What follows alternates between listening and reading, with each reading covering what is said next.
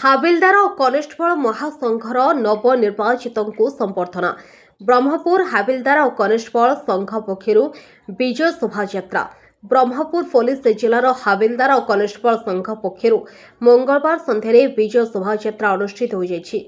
ब्रह्मपुर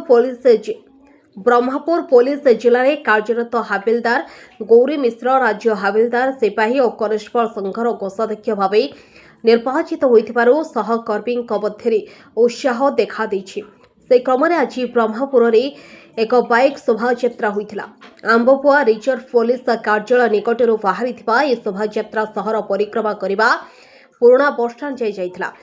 एथिरे राज्य संघर सभापति अनिल कुमार षण्ढ, संपादक किशोर कुमार महंती, उपसभापति संतोष कुमार महंती, सह संपादक मानस कुमार बारिक और महेन्द्र कुमार गौड़, सांगठनिक संपादक सरोज कुमार मिश्र समेत ब्रह्मपुर जिला संघर सभापति नयन रंजन आचार्य और संपादक प्रशांत महारथा, उपसभापति श्रीकांत पंडा, सह संपादक घनश्याम बेहेरा, कुणाल मलिक, कोषाध्यक्ष श्रीनिवास पात्र, कार्यकारी सदस्य सुरंद कुमार पंडा, शरद चंद्र प्रधान, मामा मोहंती, उत्सव कुमार पाणिग्राही, बसुमती भूया प्रमुख सामिल थे।